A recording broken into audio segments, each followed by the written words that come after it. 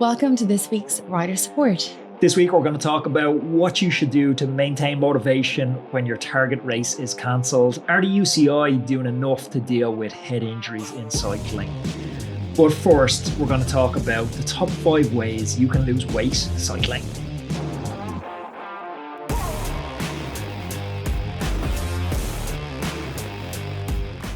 Sarah. Anthony. High energy. Question time. Hi, Anthony and Sarah. I know I'm not the only one that struggles with weight loss. I have a stubborn 6 kilograms I can't shift.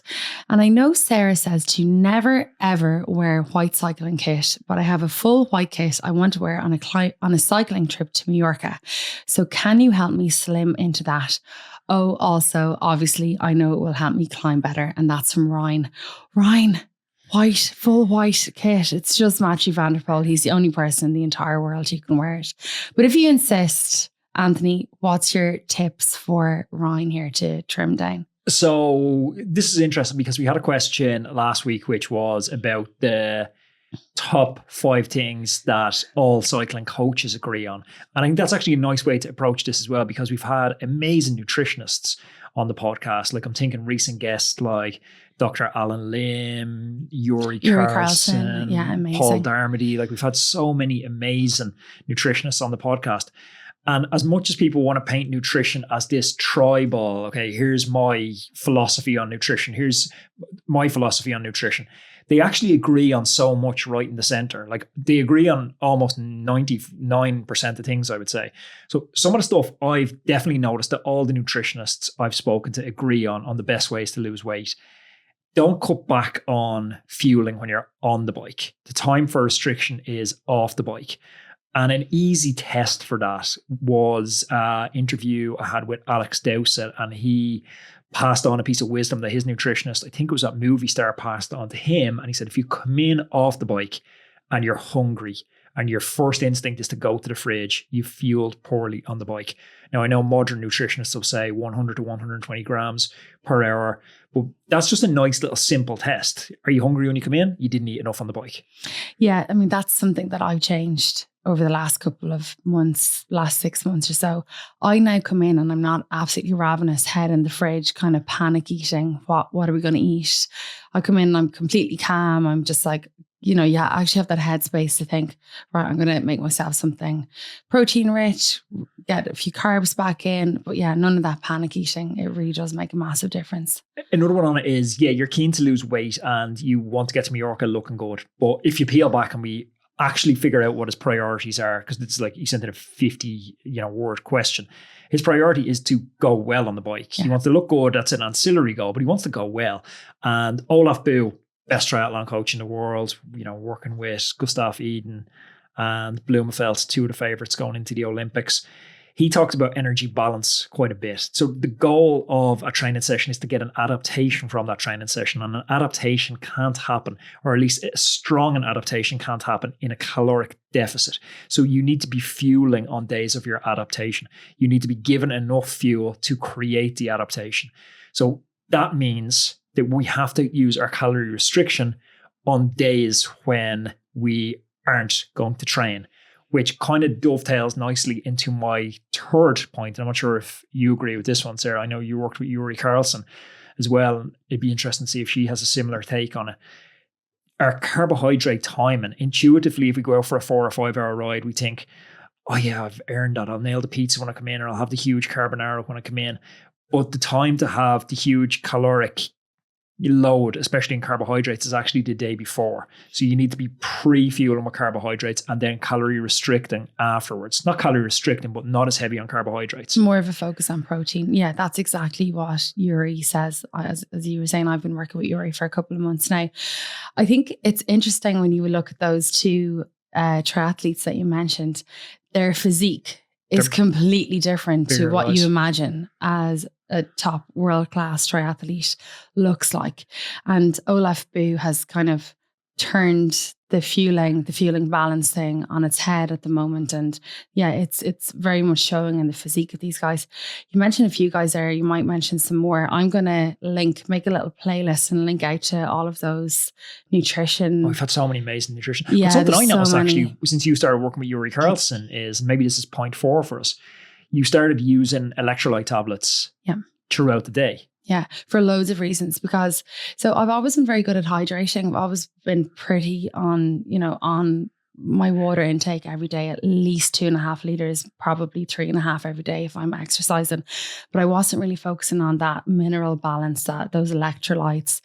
And that can, you can be doing more damage than you're doing good with all that water intake, but not, you're kind of washing your body out of electrolytes.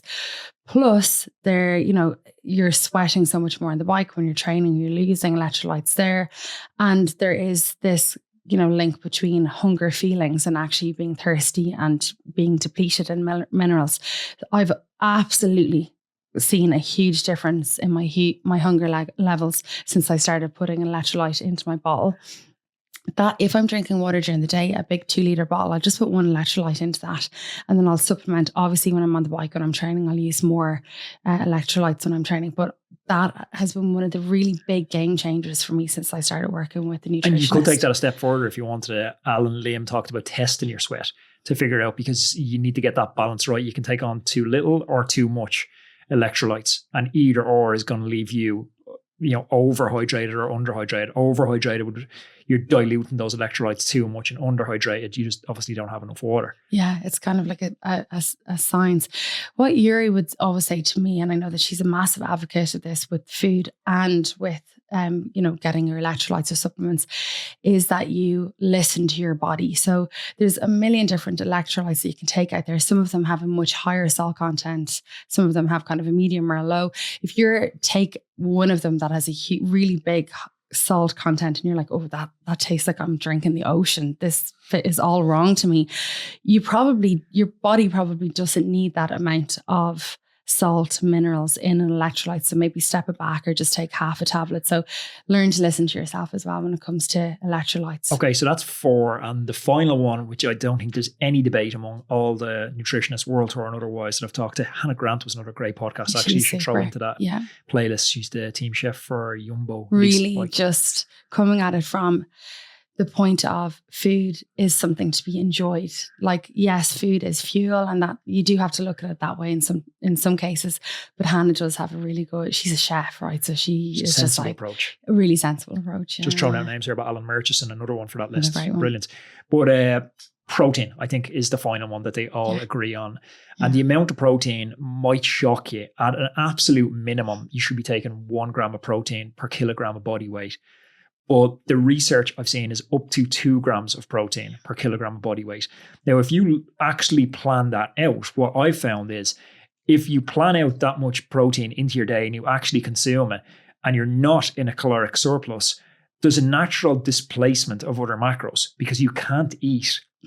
If you take a 2,500 calories a day, if you were actually diligently tracking 2,500 calories a day and you're going to have 160 grams of protein in that, it doesn't leave a lot of wiggle room for you to start eating junk throughout the day. So if you're strict with your protein intake, it actually cures a lot more than the benefits you get from protein because you have the natural displacement of getting rid of other bad stuff out of your diet.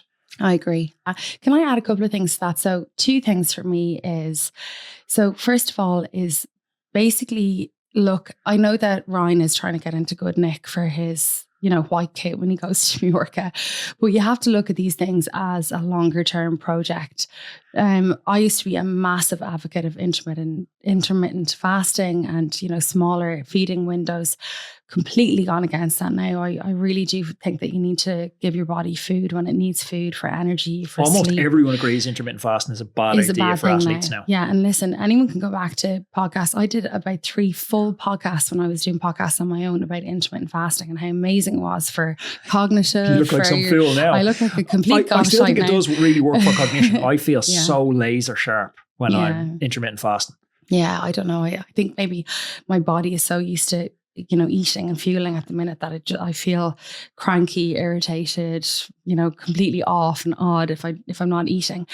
The other thing that I will say is that be honest with yourself. So Ryan, I don't know, look, you're a cyclist, you're training, have a look at what you're eating, and also alcohol. That was one that Hannah Grant talked about a lot. Alcohol's huge. The number one thing to look at if you're trying to cut weight, and it's booze. Unfortunately for you boozers and everyone who loves a couple of drinks or pints of Guinness, a couple of glasses of wine, have a look at that and maybe cut down or remove it from your diet. That would be my two add-ons. Okay, next question. What does Anthony think of Paul Kimmage's article today on Mark Cavendish and Kimmage posting pictures of Cav and Wiggo with the We Do crew? Anthony, you're going to have to kind of give a bit of background about this, because that's from Mr. Halpin, who we absolutely love. How are you getting on? But that is a really, really good question. Yeah, so there's maybe a bit of presupposed knowledge here. So Paul Kimmage is an ex-pro cyclist, had an amazing book, Rough Ride. I'm actually a really big fan of Paul. I think he's a great journalist and he's a good guy. And you have a good story about Paul, because when you were in university doing your thesis, he gave you a lot of his time. Yeah, like I was ringing around phone calls to try and get somebody a quote for my sports law. It actually wasn't that relevant in the end. It was a master's about doping in sport. Paul had an amazing background in it, but he gave me like half a day of his time, or at least 2.5, 3 hours of his time out in Bob Riggin in a pub one day. And Paul loves the sport. Paul absolutely loves the sport. But he has become synonymous with the fight against doping. Him and David Walsh were really outspoken against Armstrong when almost no one else believed them.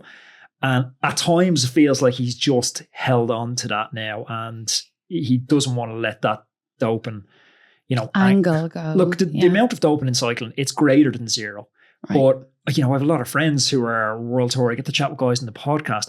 I'm hearing no whispers, especially whispers about Cav doping at the moment. So I think it was a little bit disingenuous of Paul to post a picture of Cav with Wiggins, with the kind of underlying assumption of, I'll let you, not Cav with Wiggins, because Wiggins again didn't serve a doping ban. Cav with the We Do lads, Armstrong and Hincapie, who all served doping bans, and try and connect Cav to that. And Bradley Wiggins also with the We Do crowd, again, Lance, George Hincapie, and they're kind of associated with that era of doping in the sport.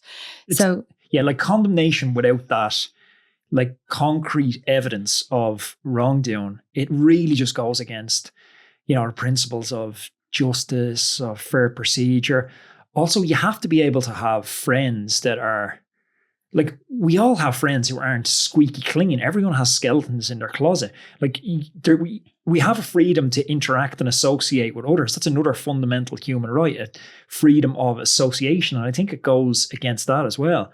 Like, I think associating the two of them together and linking it that closely, it leads people to make unfair judgments and assumptions about Cav's character. And human relationships are complex. Cav, Wiggins, Hincapie, Armstrong, they probably have much more in common than just cycling. I know some of them are big investors and stuff like that.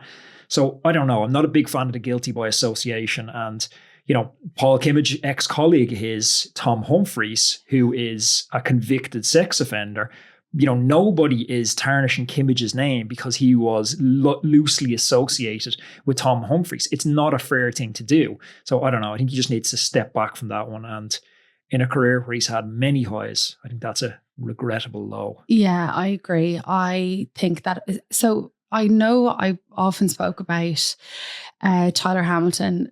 I'm a huge fan of Tyler Hamilton because he was one of the really big superstars of that era that you had on the podcast, and was completely honest and open.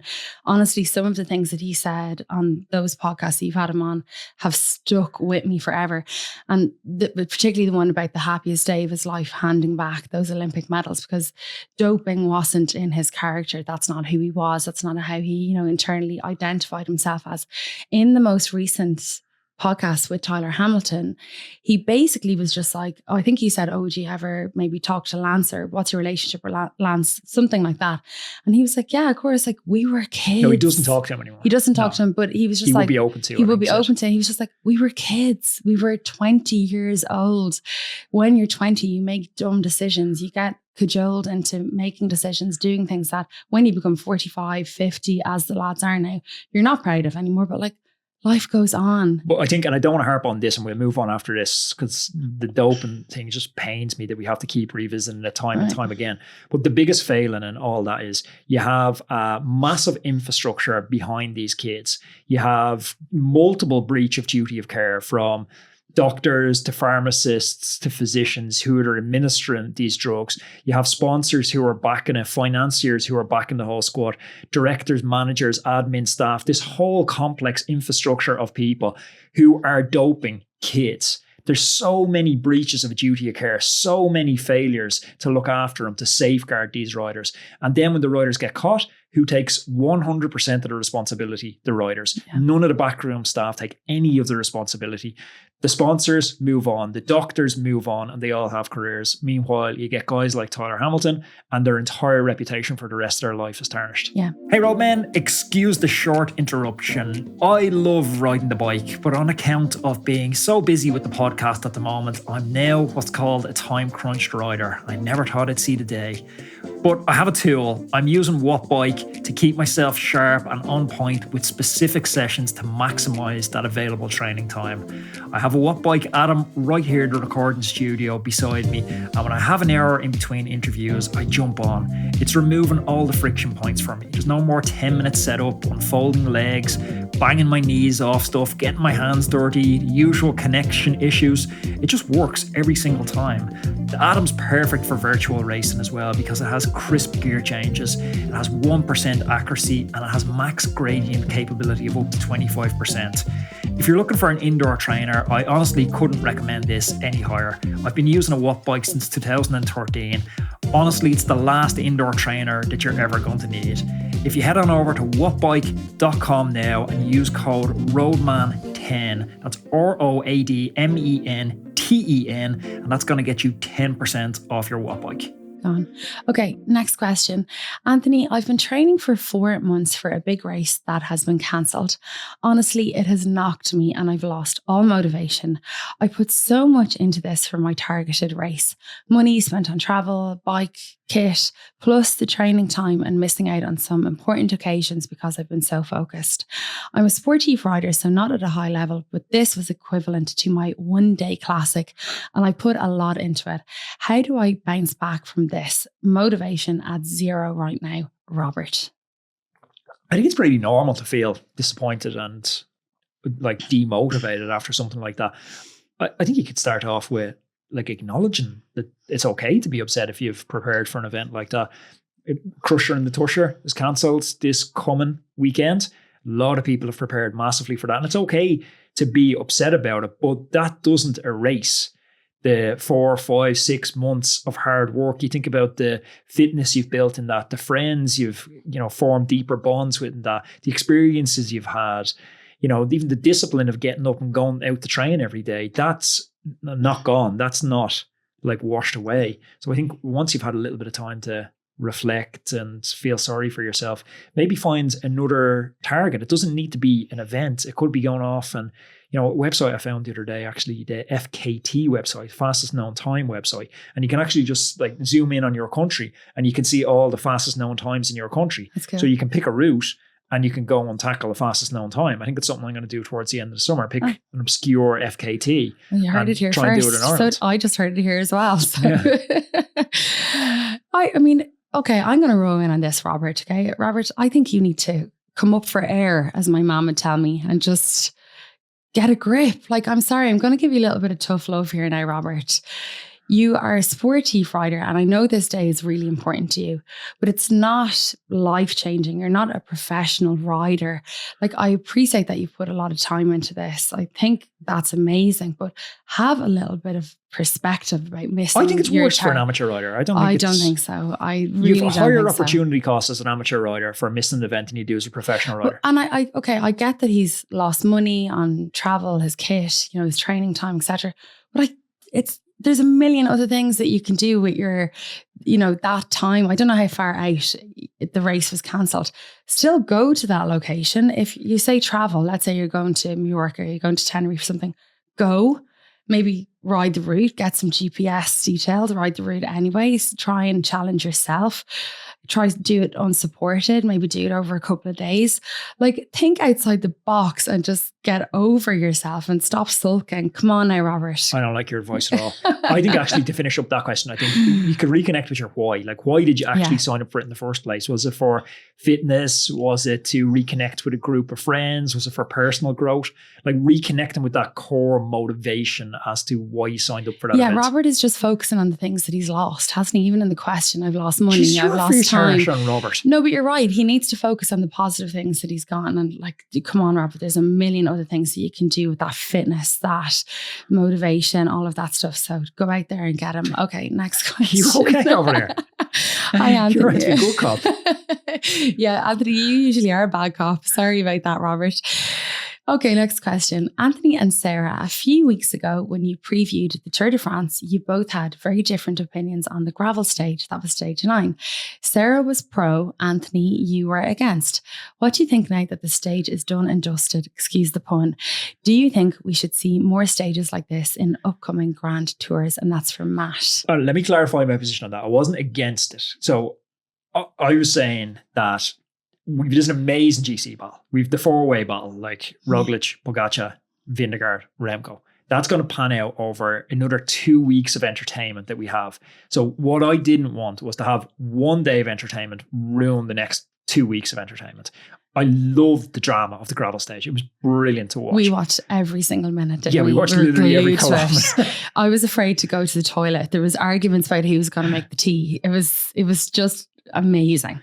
But I think gravel does have a place in the Grand Tours because I seen TJ Van Garderen on I think it's NBC is the US channel cover now with Christian Van de Velde in the back of the motorbike. Mm-hmm. Shout out Christian. I've seen him over the tour. Good lad. But Van Garderen was kind of talking about how it's absurd to have gravel in the tour. Like, if we're going to have gravel in the tour, we may as well have sand pits from cyclocross and run-up sections. Like, that's absolute nonsense. There's no history of having sand pits or run-up sections in the Tour de France. Gravel has literally been part of the Tour de France since the very first Tour de France. In 1903, the infrastructure in France was quite poor. So to get from one major road to another, they often traversed across gravel roads. So it has been a part of the DNA of the Tour de France. So I don't think it's totally unfounded to come back every now and then and revisit it. Some of the Jumbo, is it Richard Plage, the Jumbo owner? He was talking about we seem to be the only sport that wants to go back instead of forward. I don't think that's a step back. You could equally say that by riding up a mountain, we want to go back instead of forward. They're both part of the history and DNA of the tour. So there's an argument for keeping them in. I think the way that it panned out in particular, because there was, so it was so interesting. I always talk about watching racing and this kind of feeling of jeopardy, like something that could go wrong at any moment. And that kind of keeps us on the edge of our seats. And I think because all of the GC riders really, I mean, there was a few things that happened. Jonas Vingegaard had to get a bike swap. He was on his teammate's bike. Jumbo swap a bike, yeah. There was some sections where people were getting off bikes and running up these hills, and the gravel looked very slippy in parts. But I think a lot of people have come out afterwards and been like, that was amazing. It was amazing TV. I watched every second. But because it didn't really affect the GC standing, the GC remained as it was.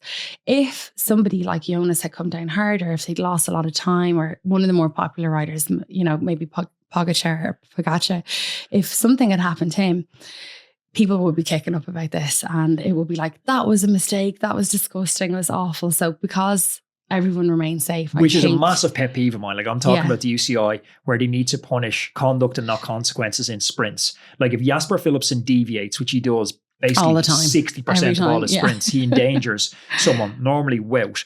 Like, you need to punish that. You can't wait for the Dylan Groenewegen Jakobsen moment, because that's where a Poland sprint, Groenewegen deviated less than Philipsen deviates almost all the time, but the consequences were massive. But the consequences are largely to chance.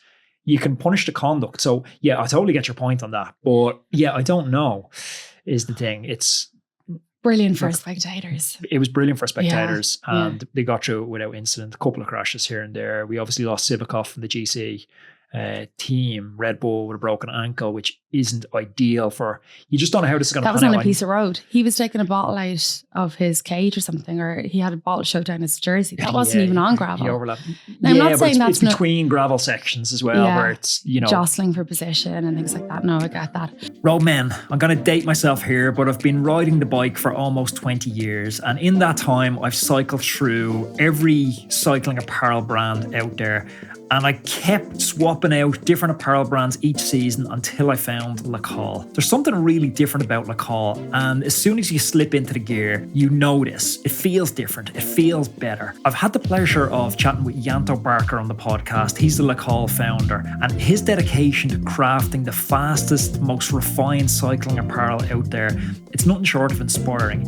Yanto isn't just trying to create gear. I get the feeling he's actively and obsessively trying to perfect cycling gear. Trust me, as soon as you slip on the Le Col kit, as soon as you zip up that jersey, you can feel that commitment. The proof for Le Col, it's in the pudding. This is the same kit Jay Hindley wore when he clinched overall victory in the Giro d'Italia. There's a confidence that comes with wearing apparel that's been battle tested and podium proven in races like the Giro d'Italia. Trust me, feeling good on the bike means you're going to perform better. If you have a second, I highly advise you to jump on over to lacol.cc and check out their amazing range of kit and experience this feeling for yourself. Okay, next question. Hi, Anthony. I'm a big fan of the podcast and I've been following the latest developments in cycling safety. I'm particularly interested in how the UCI handles head injuries and concussions. Can you explain what the current UCI head injury / concussion protocol involves and how effective do you think it is in protecting riders? And that's from Hannah.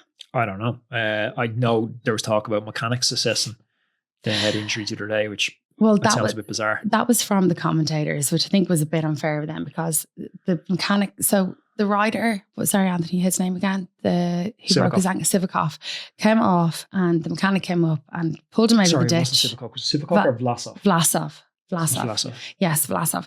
So the mechanic came up, helped him out of the ditch. He did have a really bad tumble. He very, very much went head over heels a few times. Bike smashed to pieces, top tube completely cracked.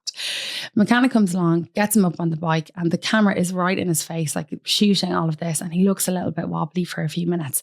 And everyone has an opinion on it. The commentators are like, oh, the mechanic let him off on the bike, and should he have done that? And it's not the mechanic's fault to do. Well, he's the only one that can stop him though, because he's given him a new bike. Yeah, I don't know. I mean, you don't give him a new bike, you can't start. I just don't know. I think it's the mechanic's responsibility to stop. No, he's earning €20 an hour. That's exactly. A tough responsibility to deal in life or death. Yeah, exactly. So I don't agree with those comments. So I had a little look at the concussion protocol in the UCI, and basically initially they look at the rider, they can visibly see that the rider shook. Then they ask them a load of questions called Maddox questions. What day is it? What race are we in? How many kilometers to go? Who's your DS for this race? Who won yesterday? So those questions, would have to be kind of pretty, corpus mentis to do those. And then if that's all a little bit fuzzy, they do a rapid symptom screen. So ask, are you nauseous? Are you dizzy? Then they do this thing called an immediate 10-word recall. I wouldn't be able to do that in the best. They do that in baseline testing. I've done that before where they'll ask you a bunch of these words and then they'll say, okay, out of your 10 words, you could remember 7. And then if you do have an accident 2 months later, they'll give you 10 words again and go, oh, you could only remember 4. So that's a deviation from your baseline. Okay. So they do one of those. Then they do reverse digit testing. So, can you count backwards from X? Then they'll do a balance assessment, an assessment of the spine and neck, and then a delayed 10-word recall. So they'll basically ask you to the same words But none of this was done, was it? None of this was done. Now, what happens is then the medic car pulls up along beside the rider. And I'm not sure if at this point they start asking Maddox questions or if So if you clear that hurdle, you don't go on to the next. If you clear that hurdle, you don't go on to the next. Exactly. So maybe he was asked these questions and came across as, he was absolutely fine. But he definitely got treated. But did he have a concussion? Do we know? No, that hasn't been. If he had, it wasn't talked about. Just broken ankle. Oh Jesus! Oh my God! What a hard man. The camera panned him at one stage. He was touching his ankle, and I was like, "Oh, he's kind of grazed there." And then it turned out it was broken, and he rode the rest of the stage on it. Oh Jesus! These lads are tough. Gilbert rode half the Tour de France stage before with a broken knee. Whoa. Yeah. But sure, look at Tyler Hamilton again to mention, he grind down all of his teeth. Collarbone. Yeah, so he had a broken collarbone and finished the stage, but through that kind of suffering, No, he didn't finish the stage. He finished the tour. Oh, it's the tour. He broke it with like 10 days to go or something. Grinded down. I don't know what the proper English is. His teeth. That is insane. Okay, we'll finish up on this question.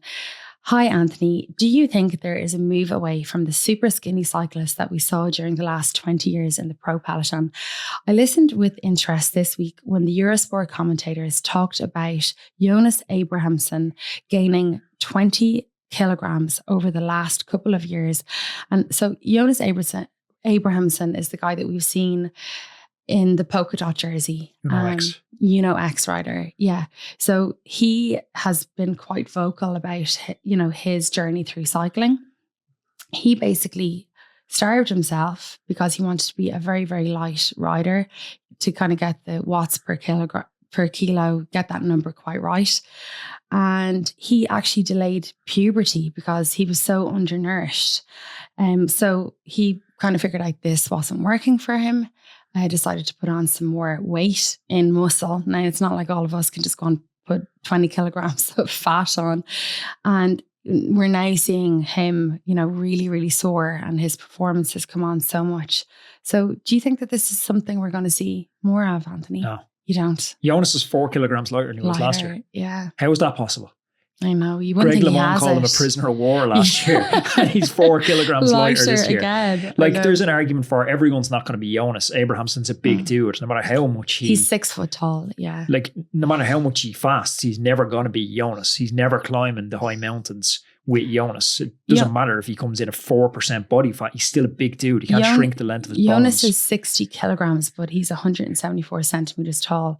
And Jonas Abrahamsson was 6 foot tall, 183 centimeters, and he got down to 60 kilograms. Yeah, so, but you're never going to shrink. Like, so he's a big dude. So no, it's definitely does not a move away from skinny cyclists. Cyclists are always going to be skinny for Grand Tour racing because you need to go uphill fast to win the Tour de France.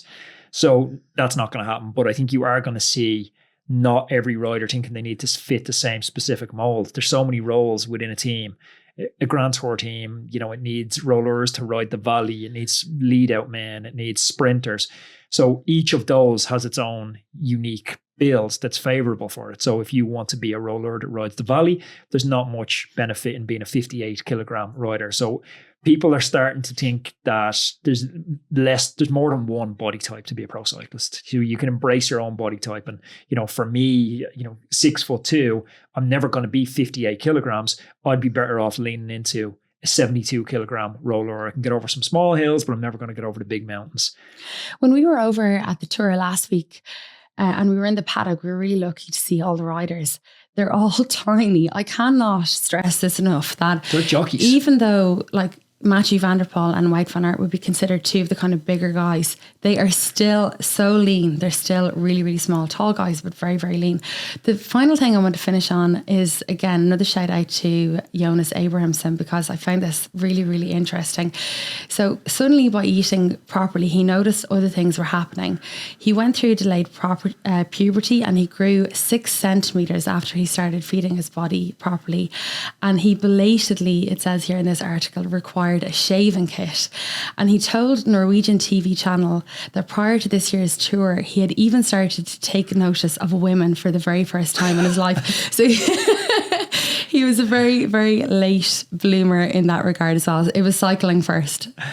Roadman, thanks for tuning in to another episode of Rider Support. Sarah talked a lot about the nutritionists at the start of the podcast, and I'm going to put a brilliant conversation with one of the best nutritionists we've chatted to right up here, and also click down here to subscribe to the channel so you don't miss our future content. See you next day.